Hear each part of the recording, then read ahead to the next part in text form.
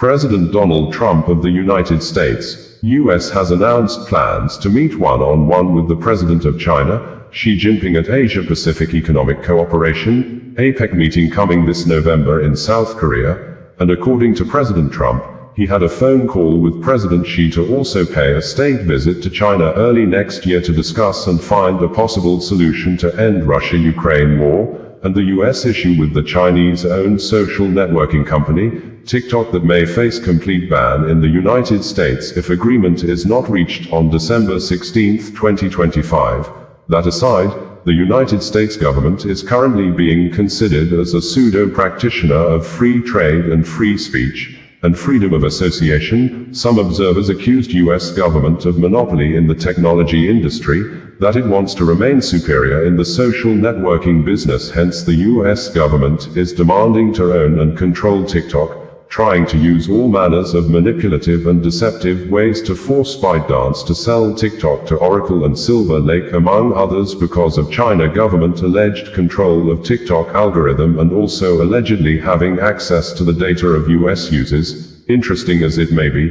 in the aspect of trying to apparently abuse freedom of association, United States government under President Donald Trump has revoked and denied visa to Palestinian President Mahmoud Abbas and 80 other Palestinian authorities in order for them probably not being able to attend the United Nations General Assembly meeting to speak out their minds against Israel war in Gaza and other Palestinian territory. But other world leaders on Friday, in a vote of 145 against 5, permitted the Palestinian president, Mahmoud Abbas, to address the World Assembly via video call next week.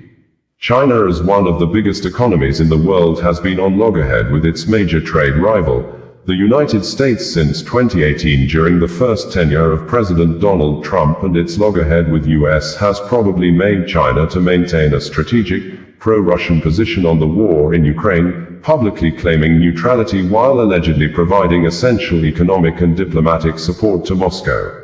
Reports indicated that Chinese officials privately admit that a Russian defeat would not serve Beijing's interests, which center on its geopolitical rivalry with the United States. Also, China's state-controlled media, Xinhua News Agency, People's Daily, China Central Television, which include China Global Television, China National Radio CNR and China Radio International CRI, some of them always using the prominent social networking platform in China, the Weibo social media, are frequently and apparently always amplifying Russian talking points, such as blaming and accusing the North Atlantic Treaty Organization, NATO, of expansionist agenda and the US for allegedly creating the conflict between Russia and Ukraine.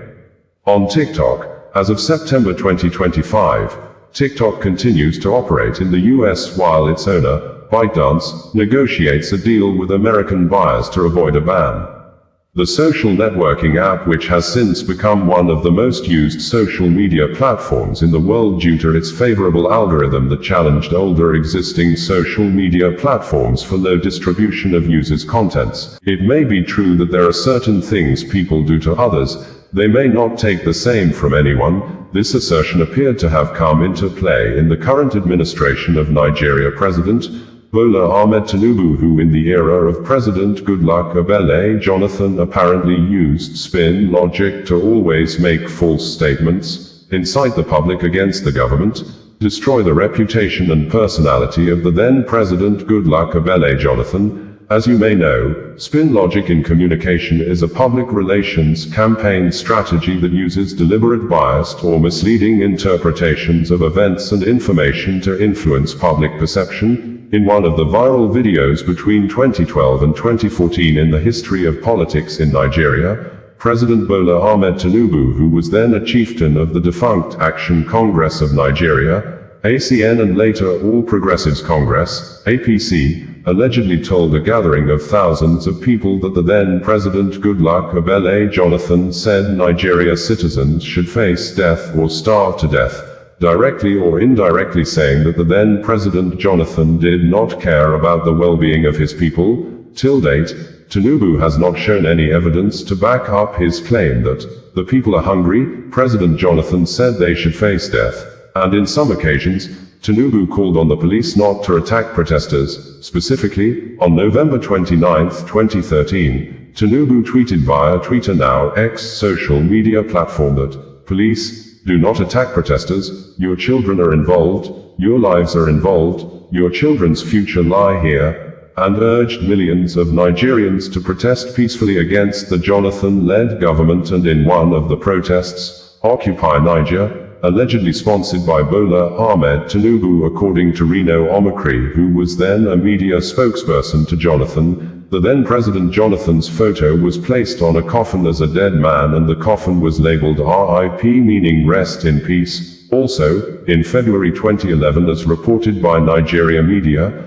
Tinubu described the then President Goodluck Jonathan as a drunkard sinking fisherman, a word that appears to falsely describe the then President Jonathan as a man that always take too much of alcohol to the extent of losing control of his behavior. But, under the same Tinubu, who is now the President of Nigeria, the State Security Service, SSS, also known as the Department of State Service, DSS, has filed a court case against Facebook and X social media companies over a post published separately on August 25 and 26, 2025 by a well-known human rights activist and anti-government critic, Olumuyiwa Sowore, and his online media, Sowore reporters, and in the 5-count charges, the DSS accused Olumuyiwa Sowore of making defamatory or false statements against the person of President Bola Ahmed Tinubu for describing the president as a criminal after the president allegedly said there is no more corruption in Nigeria.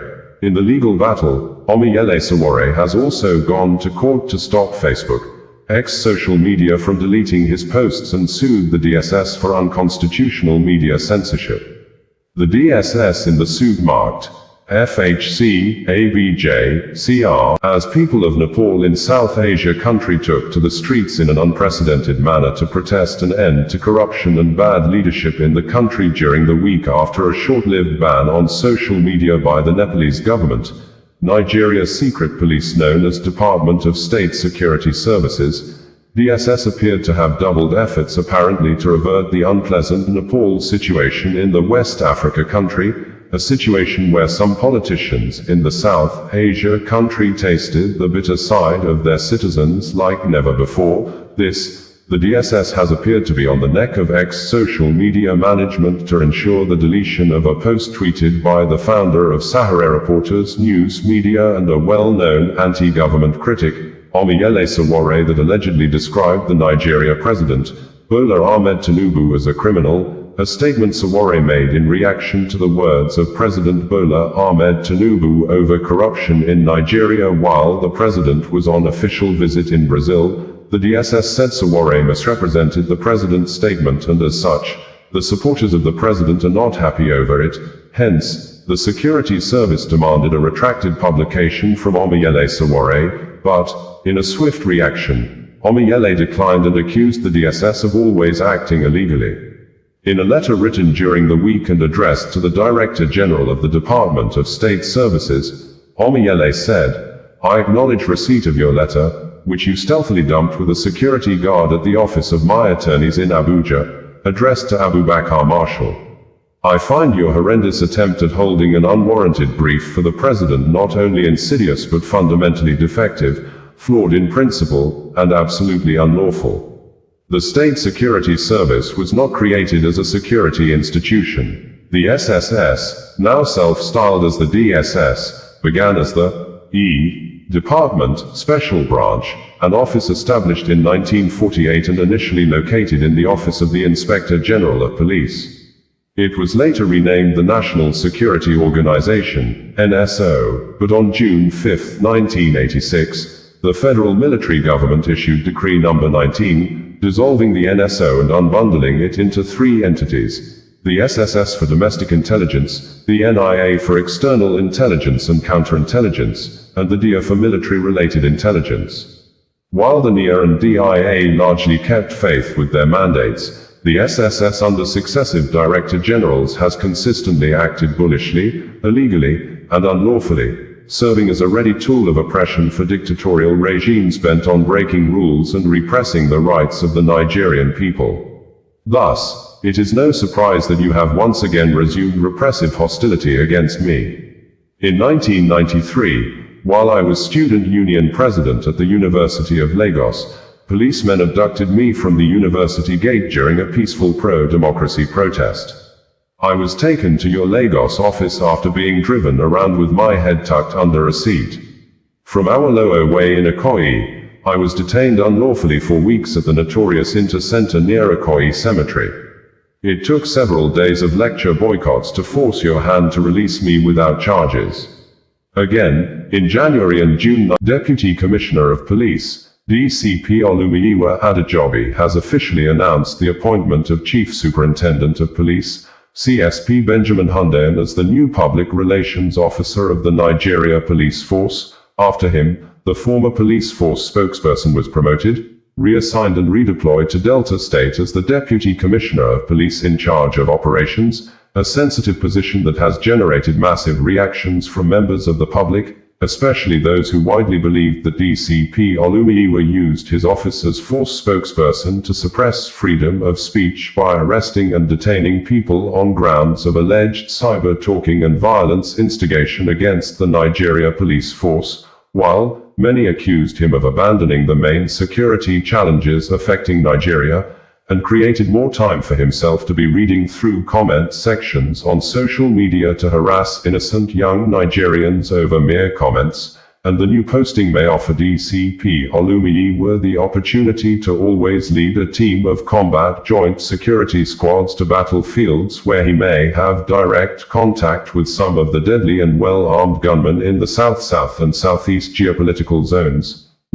He's expected to lead offensive and defensive operations against militants and armed robbers who have killed several policemen, sometimes in mass numbers in recent years in the oil-rich Delta State, where his new job function required him as the police field combat commander of the state to develop combat strategies to address cases of oil bunkering, kidnapping and more strategies to confront and push back Biafra secessionist armed groups widely believed have good positions and camps in Delta State. In a statement issued a few minutes ago, DCP Olumuyiwa said, "The Inspector General of Police, IGP Kayode Adeolu Egbetoken, has approved the appointment of CSP Benjamin Hundeyin as the new Force Public Relations Officer, FPRO. CSP Hundeyin holds a BA, Hons, in English Language from Lagos State University and an MSc in Legal Criminology and Security Psychology from the University of Ibadan. He also obtained a certificate in Civil Military Coordination from the Martin Luther Agwai International Leadership and Peacekeeping Training Center, Jaji, Kaduna State. He is an associate of the Nigerian Institute of Public Relations, NIPR, a member of the International Public Relations Association, IPRA, and an associate of the Chartered Institute of Personnel Management of Nigeria, CIPM.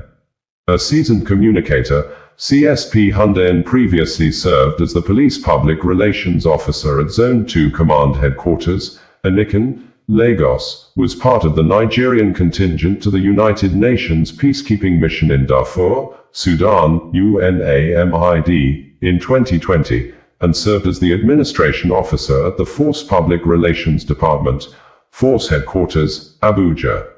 Until his present appointment, he was the Police Public Relations Officer for the Lagos State Police Command. The Inspector General of Police has charged him to leverage on his communications and security experience to bolster the Force Public Relations activities and ensure continuous positive Dangote Group, owned by Africa's richest man, Aliko Dangote, has denied ownership of the two trucks involved in separate road accidents on Wednesday at Azala, Four Corner area, close to the Federal Road Safety Corps, FRSC State Command and the University of Nigeria Teaching Hospital, UNTH in Enugu State, that claimed 10 lives and injured 10 others currently receiving treatments in the hospital. The company made the denial based on the report made available by the Enugu State Command of the Nigeria Police Force that the two trucks involved in the accidents were owned by Visco Investment Global Limited and Global Investment, but Videos made available online by road users and residents who witnessed the scenes of the accidents showed the name of Dangote boldly written and inscribed on the head of one of the trucks involved in the accidents. The police said the first incident occurred around 9 o'clock in the morning, claiming 6 lives, and the other took place at 3 o'clock in the afternoon, killing 4 persons. And our check indicated that the Visco Investment Global Limited is registered by Nigeria Corporate Affairs Commission, CAC, as a general contractor, and the company head office is opposite Dangote Cement Factory at Obajana in Lokoja area of Kogi State. And its statement on Wednesday, Dangote Group may have admitted Visco Investment Global Limited as a partner, as it described the contracting company as a third party.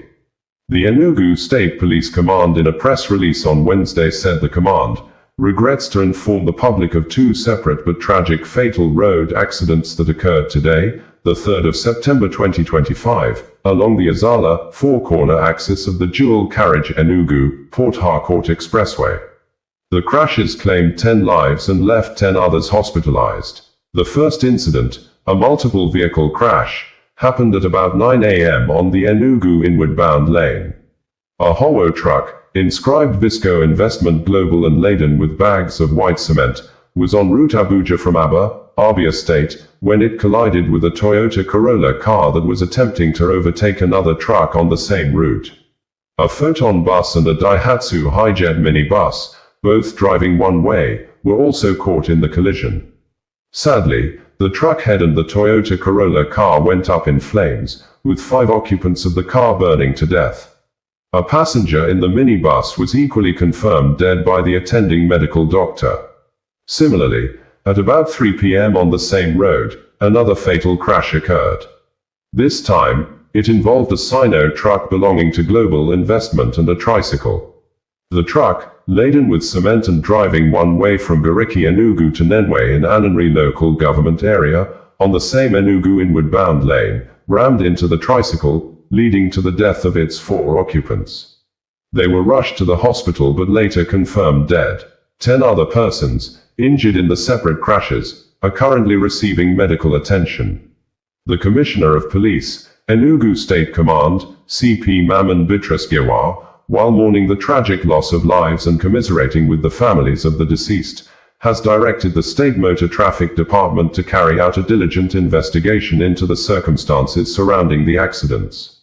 The Nigeria President, Bola Ahmed Tinubu, has said that the West Africa country has no fear over whatever the President of the United States, Donald Trump, is doing, although the Nigeria president did not give details what the US president is doing that the nation has no fear of, but President Tinubu, at a meeting with political leaders at the State House in Abuja on Tuesday, said that the country has met its revenue target for 2025 from non-oil revenue sources, saying, if Nigeria as of August has already met revenue target from non-oil products, the country has no fear of whatever the President of the United States, US, is doing, adding that the economy of the country is now stabilized, saying, the Naira currency is now performing well in the foreign exchange market, with a claim he met dollar exchange rate at 1,900 Nairas per $1 on May 29, 2023, when he took over as the President of the West Africa country,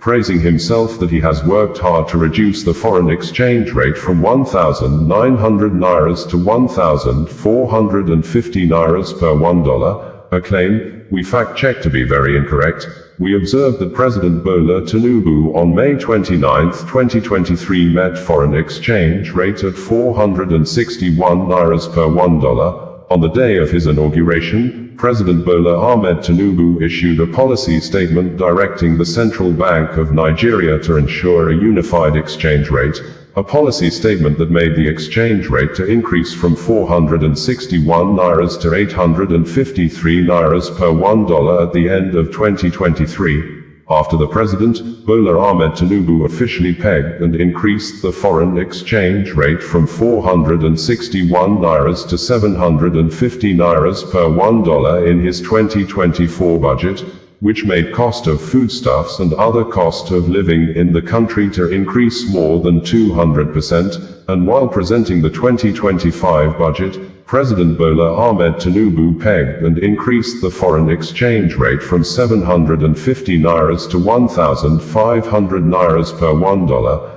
This policy action of the president has since made cost of foodstuffs and other basic necessities in Nigeria to increase outrageously more than 700% with no reduction till date. Like, a sachet water that used to be sold for 5 nairas is now sold between 20 nairas to 50 nairas in some locations in Nigeria.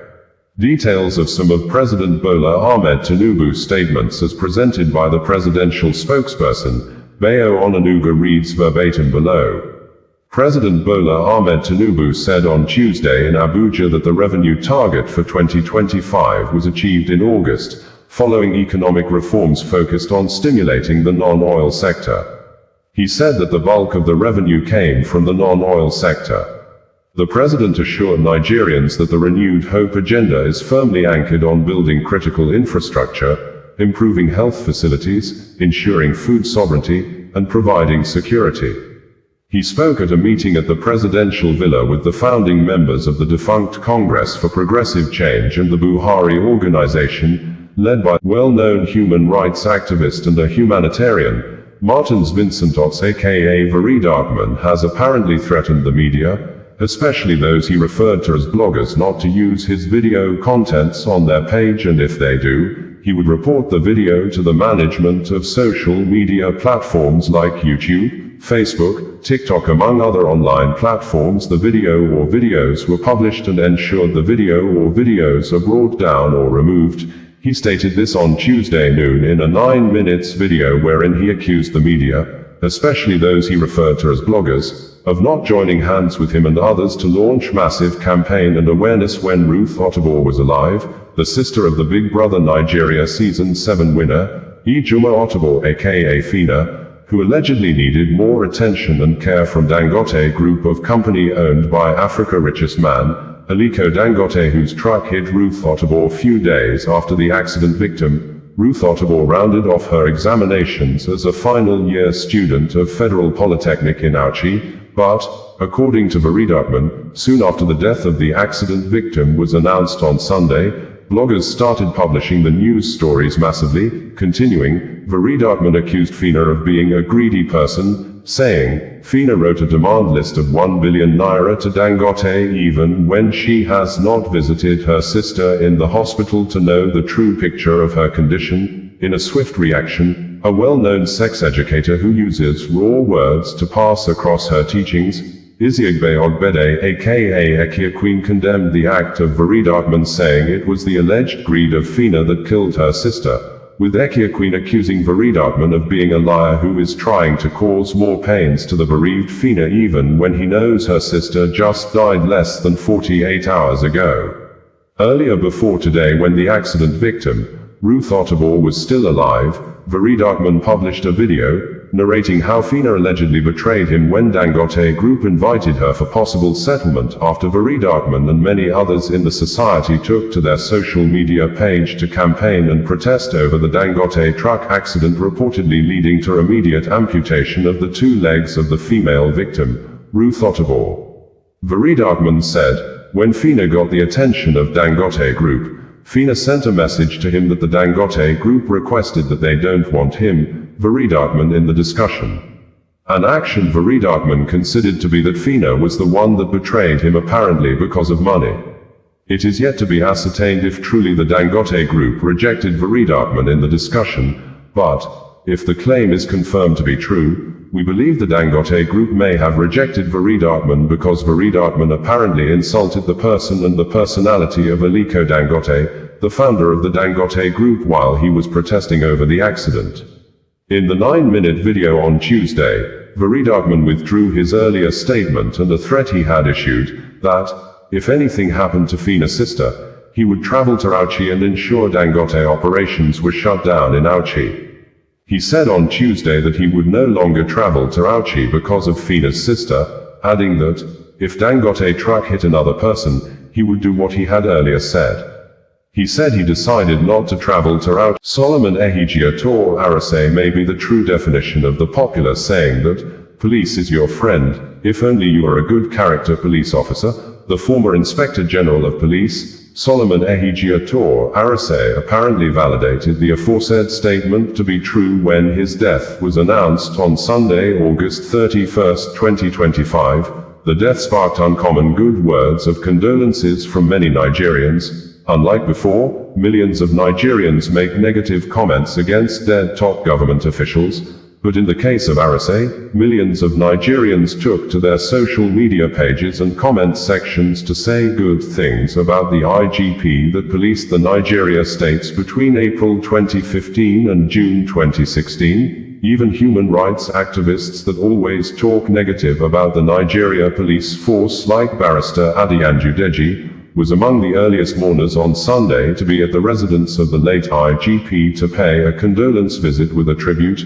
saying, "May the soul of former IGP Solomon Arase rest in peace. In my about 20 years of knowing him, he helped us get freedom for many student union leaders and comrades who were unlawfully detained. As IGP and after his retirement, we remained close and continued to seek his help whenever citizens' rights were abused. We also observed that many serving and retired police officers like DCP Olumuyiwa Adejobi had took to their personal social media accounts to tell the world how good Solomon Ehijia Tor Arase was during and after service. This, a Nigerian citizen by name Oluwasian Odetayo took to the Nigeria Police Force Facebook comment section and said,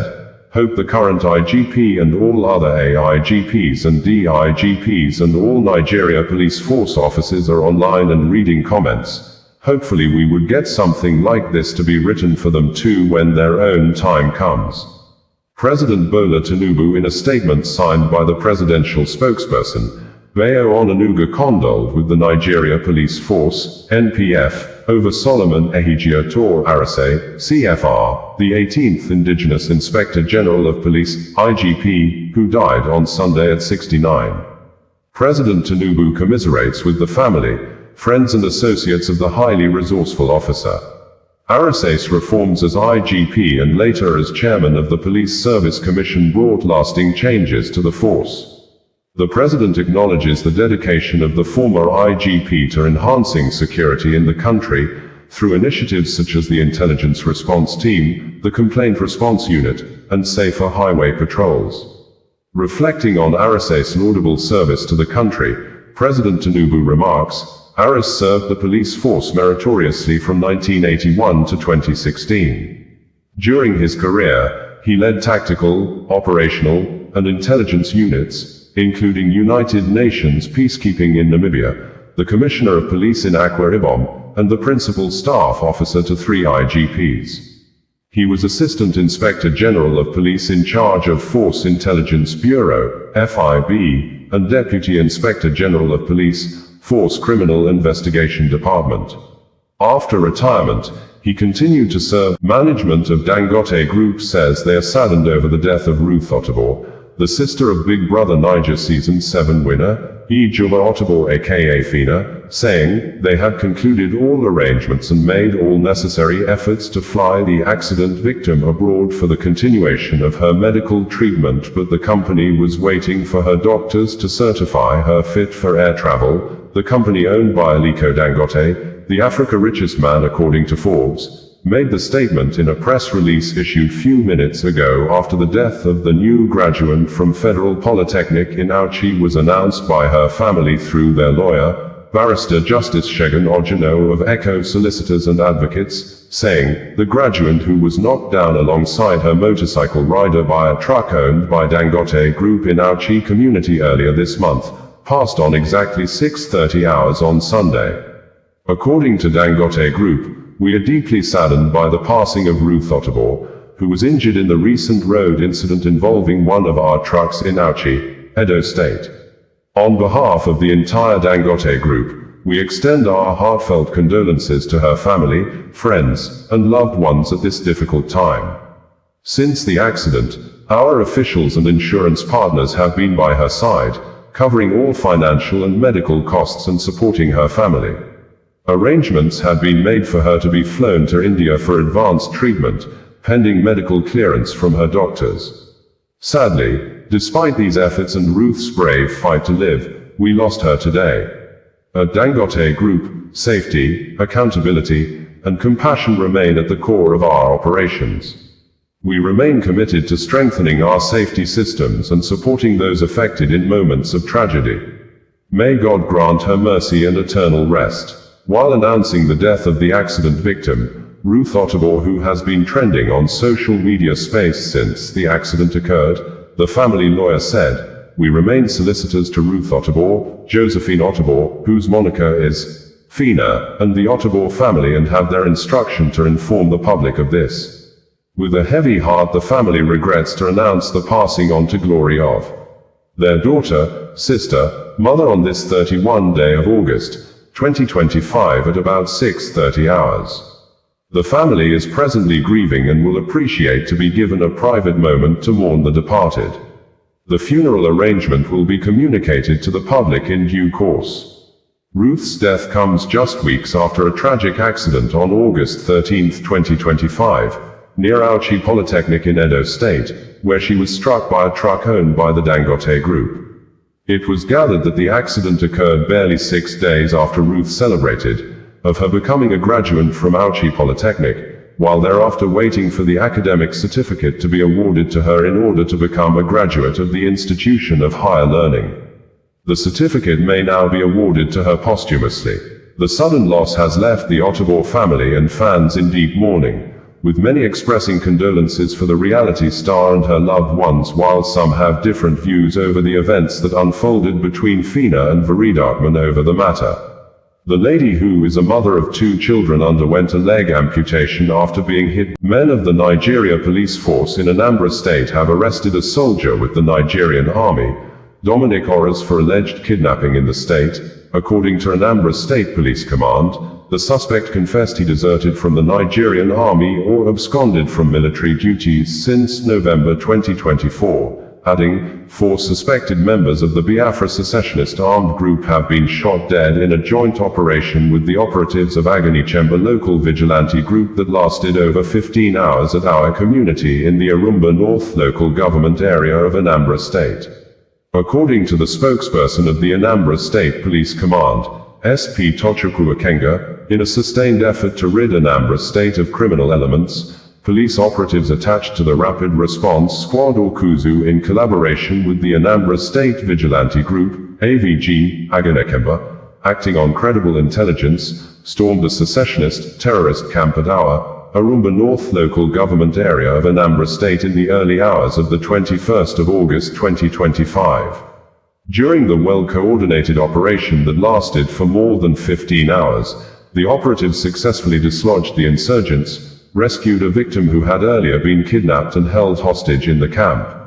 It was reported that despite the payment of a ransom of 20 million nairas only by the victim's family, the hoodlums aborted his release until he was eventually freed by the Joint Security Team.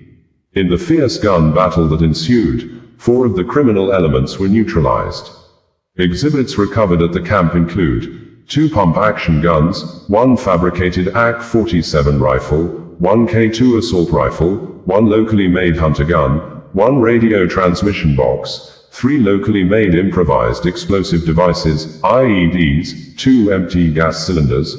2 wraps of cable wires, 3 bags of 50 kilograms rice, 1 driver's license, 1 national identity card, 1 black Lexus RX 350 Jeep with registration number ACA 340 MA, 3 Toyota Camry cars with registration number ABC 268FQ, EKY 151CD and FGG 706ME.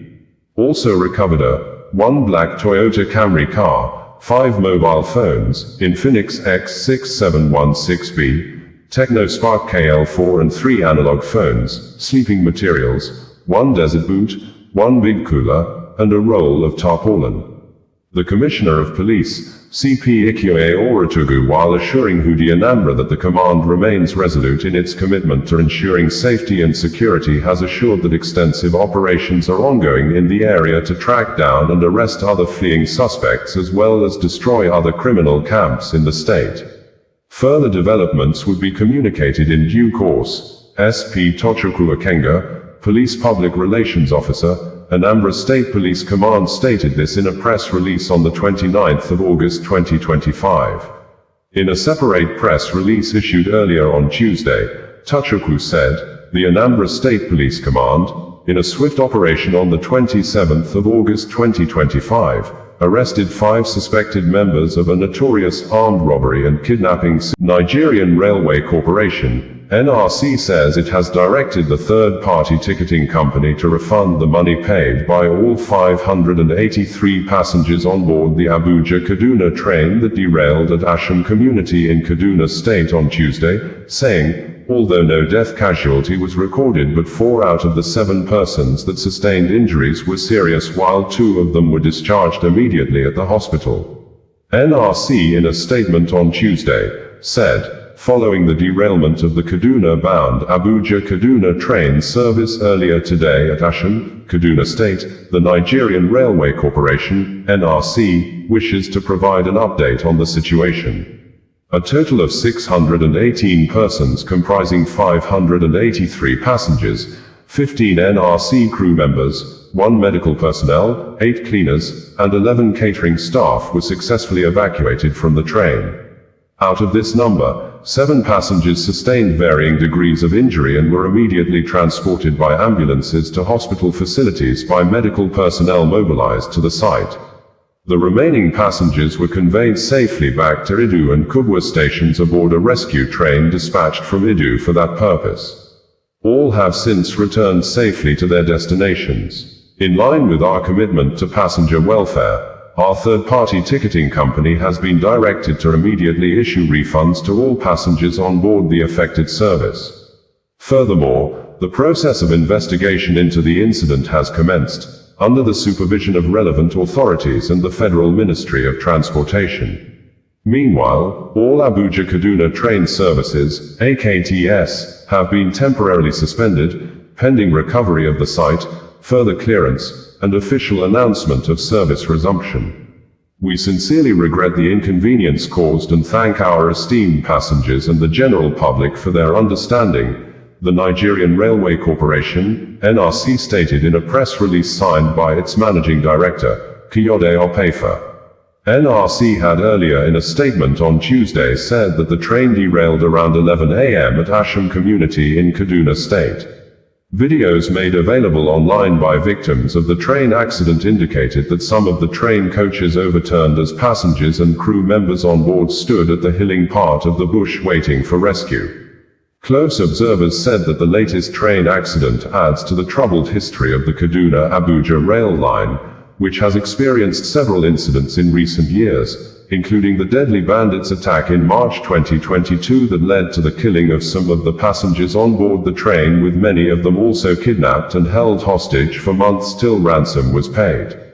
The latest derailment comes just a week after the Nigerian Railway Corporation, NRC, reported another fault on the same corridor, when one of the train's coach wheels developed a hot axle near Rigasa station in Kaduna.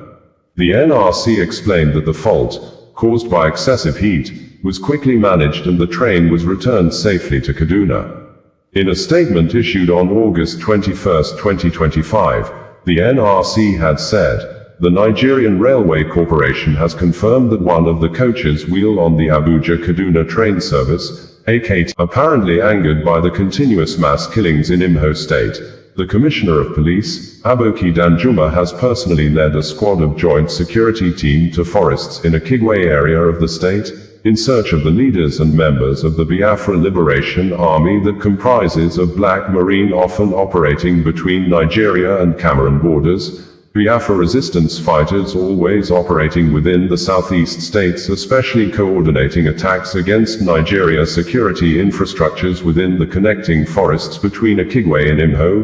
Umaniochi, Ahafia in Abia, Afikpo, Ishiagu in Ebonyi, Ihiala in Anambra and Ogu in Enugu among other sub-groups that are mostly commanded by Ifeanyichukwu Okpegbu Okrementa as aka Major General Gentlediao, who hails from a Ku community in a Kigwe local government area that is currently witnessing mass killings in recent days. The Director General of the Department of State Services, DSSDG, Adeola Oluwatosin Ajayi was seen in Imo State on Tuesday after a video went viral, showing 3 young men suspected to be members of Biafra fighters shot dead at a close range by someone suspected and widely believed to be Major General Gentlediao, who had accused the 3 young men of armed robbery. Thus, he said the 3 young men, who may be in their 20s, abandoned the duty posts and used their Biafra service guns to rob passengers by collecting their phones after the passenger's vehicle broke down on the road. The video elicited widespread condemnations against the Biafra commander, Major General Gentlediao, who had vowed in some video press releases that he would always take action against any member of the Biafra fighters that involved himself in the act of robbery against certain members of the public like innocent civilians. According to the Imo State Command of the Nigeria Police Force, the Commissioner of Police, Imo State Command, CP Aboki Danjuma, has deployed the command's tactical teams in synergy with other sister security agencies and local vigilantes to hunt down the suspected IPOB-ESN miscreants responsible for the senseless attack that claimed the lives of 5 residents in Ajanamuna, Ezinaki, a Kigwe local government area, on the 22nd of August 2025, at about 22:30 hours. During the attack, Ede George, male, a member of the local youth security team, together with 4 villagers identified as Emeka Ezeagula, male, Chikodi Ezeagula, female, Chidi Chileke, male, and Ajike Nwankwo, male, were fatally shot. The assailants further set ablaze the residence of the youth security leader and destroyed 5 motorcycles. Upon receipt of the distress report, police operatives swiftly mobilized to the scene and evacuated the victims to General Hospital, Akigwe, where doctors confirmed them dead on arrival. Their remains have been deposited at the hospital mortuary, while 1 survivor is currently receiving medical treatment.